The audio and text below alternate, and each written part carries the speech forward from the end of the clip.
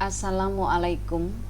Panduan Komprehensif Permenpan RB Nomor 7 Tahun 2026 tentang Jabatan Fungsional Bidang Pendidik dan Pengawasan Mutu menyederhanakan transisi menuju birokrasi pendidikan yang lebih lincah, profesional, dan berdampak. 3 pilar transformasi sistem kepegawaian pendidikan. Pertama, pembaruan ekosistem, menggantikan Permenpan RB nomor 21 tahun 2024, menghadirkan payung hukum yang lebih relevan dengan kebutuhan organisasi dan dinamika pendidikan modern.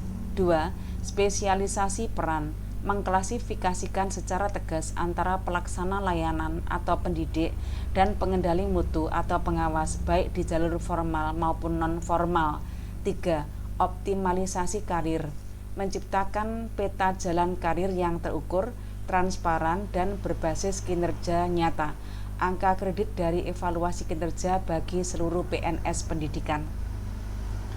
Yuk kita temukan posisi kita, fungsi utama, pelaksana layanan atau pendidik, dan pengawasan mutu. Untuk pelaksana layanan, jalur formal ataupun jalur non-formal, jabatan fungsional guru, fokusnya mendidik, mengajar, mengevaluasi di TK, SD, SMP, SMA, SMK. Untuk non-formal, jabatan fungsional pamong belajar, fokusnya merancang, memfasilitasi, dan mendampingi pendidikan masyarakat atau non-formal. Pengawasan mutu, jalur formal, jabatan fungsional pengawas sekolah, fokusnya pemantauan, penilaian, pembinaan akademik dan manajerial sekolah. Jalur non-formal, jabatan fungsional penilik, fokus pemantauan dan pembinaan pengelolaan satuan pendidikan non-formal. Guru versus pamong belajar, jabatan fungsional guru, domain pendidikan anak usia dini, formal, dasar, dan menengah. Mendidik, mengajar, membimbing, melatih, menilai, mengevaluasi peserta didik. Kewajiban khusus wajib memiliki sertifikat pendidik. Untuk jabatan fungsional pamong belajar, domainnya pendidikan non-formal, identifikasi kebutuhan belajar masyarakat, merancang program, memfasilitasi, mendampingi pasca program. Pengawas sekolah versus penilik, jabatan fungsional pengawas sekolah, targetnya satuan pendidikan formal, fokus tugas pengawasan manajerial dan akademik, metode pemantauan, penilaian, pembinaan, dan penguatan pendidikan karakter. Jabatan fungsional penilik, targetnya satuan pendidikan non-formal, fokus tugas pengelolaan dan pembelajaran, metode pemantauan, penilaian, dan pembinaan pengelola pendidikan. Arsitektur puncak karir hanya dapat diduduki oleh guru dan pamong belajar, ahli pertama. Untuk ahli muda terbuka untuk semua, ahli madya terbuka untuk semua, batas puncak maksimal untuk pamong belajar. Ahli utama puncak tertinggi khusus untuk guru, pengawas sekolah, dan penilik. Matriks eskalasi ruang lingkup, ahli pertama, eksekutor dasar, menggunakan instrumen atau perangkat yang sudah tersedia, pendampingan direksi atau satu arah. Ahli muda modifikator, memodifikasi dan mengembangkan instrumen yang ada, pendampingan mulai non-direktif. Ahli madya, perancang mandiri, merancang perangkat secara mandiri atau bermitra, pendampingan klinis, mengevaluasi dampak. Ahli utama, inovator strategis, merancang inovasi untuk sistem luas, diri sendiri dan kolega, rekomendasi kebijakan tingkat makro. Penentuan kebutuhan dan formasi, faktor guru, jenis guru, bentuk jenjang atau satuan formal, struktur kurikulum, jumlah rombongan belajar.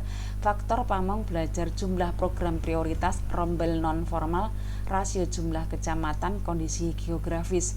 Faktor pengawas dan penilik, jumlah satuan pendidikan formal, non-formal, rasio kepala satuan pendidik, dan kondisi geografis sesuai dengan kebutuhan formasi.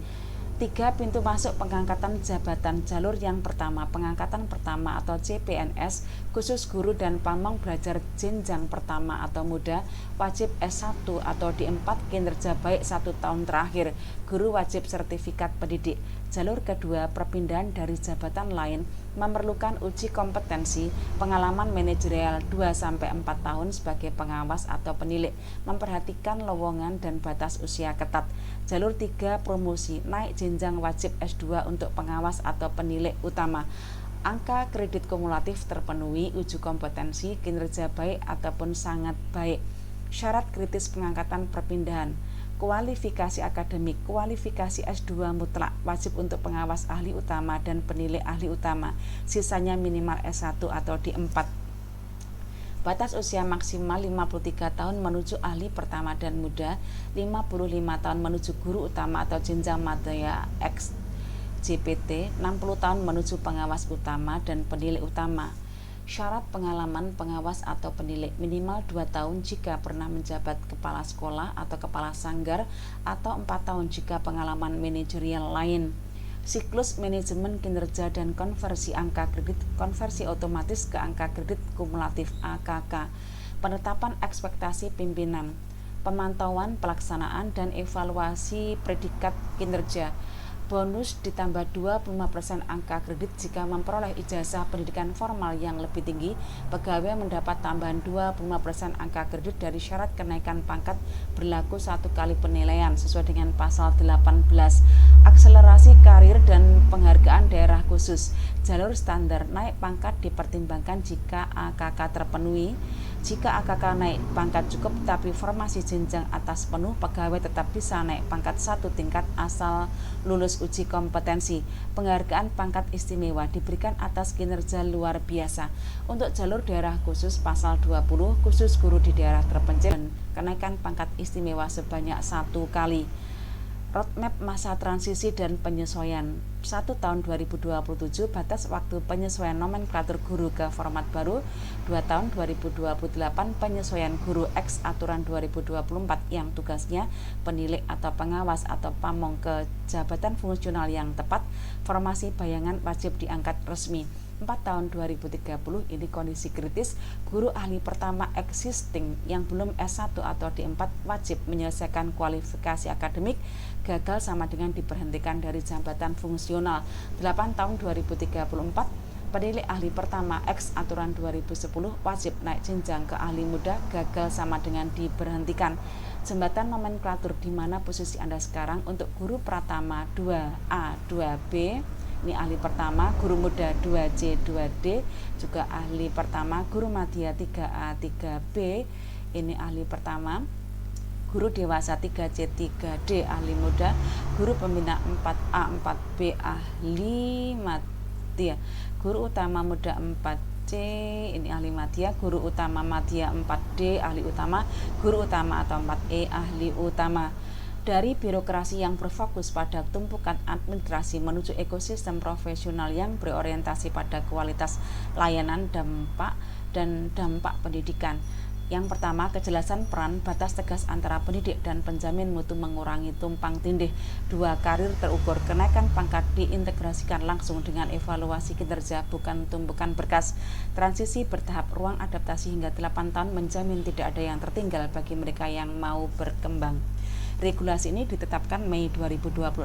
Persiapkan organisasi Anda sejak hari ini. Wassalam.